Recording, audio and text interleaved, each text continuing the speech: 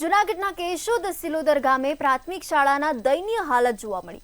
કેવી પરિસ્થિતિમાં બાળકો અભ્યાસ કરી રહ્યા છે, જોઈએ આ ખાસ અહેવાલમાં। કેન્દ્ર સરકાર અને રાજ્ય સરકાર દ્વારા શિક્ષણનું સ્તર ઊંચું લાવવા અને શૈક્ષણિક ક્ષેત્રે અઢળક ખર્ચાઓ કરવામાં આવે છે અને સાથે પ્રચાર પ્રસાર કરીને જનપ્રતિનિધિઓને અને અધિકારીઓ પદાધિકારીઓ દ્વારા કાર્યક્રમો પણ કરવામાં આવતા હોય છે।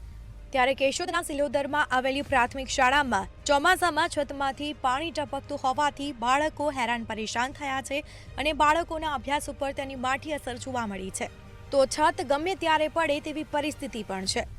ગામના સરપંચ તથા ગ્રામ્યજનો અને વાલીઓએ આચાર્યને અવારનવાર રજૂઆતો કરી છે, છતાં પણ આજ દિન સુધી કોઈ પણ કામગીરી કરવામાં આવી નથી।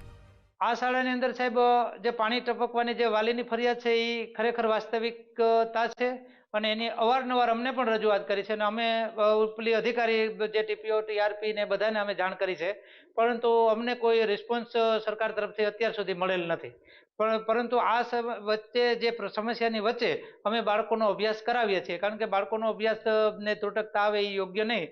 ચિલોદર પ્રાથમિક શાળામાં છતમાંથી પાણી પડે છે, પણ વારંવાર રજૂઆત સરકારને પણ વાલીઓએ કરી છે, પણ હજી કોઈ ધ્યાન નથી દેતું સરકાર ને। આમાં બાળકો ભણે છે, બેઝ ઉપર ભણવું પડે છે, નીચે ડોલ રાખવી પડે છે, પાણી બહુ પડે છે, બધી પરિસ્થિતિ એવી છે।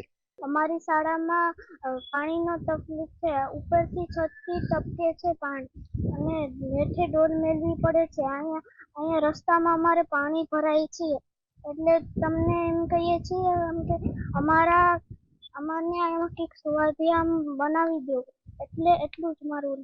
ગામ સિલોદર પ્રાથમિક શાળામાં બહુ પાણી પડે છે અને મારી સરકારને એવી અરજ છે કે આમાં રિનોવેશન કરે અથવા નવી શાળા બંધાવી આપે, એવું મારી નમ્ર વિનંતી। સિલોદર ગામે પ્રાથમિક શાળાની દયનીય સ્થિતિ જોવા મળી છે, ત્યારે કુંભકર્ણની નિંદ્રામાં પોઢતા અધિકારીઓ વહેલી તકે મરામત કામ કરાવી અને બાળકોના અભ્યાસને અડચણરૂપ પરિબળો દૂર કરે તેવી માંગ પણ લોકોએ કરી છે। ત્યારે હવે શાળાનું રિપેરિંગ કામ ક્યારે થશે તે હવે જોવું રહ્યું।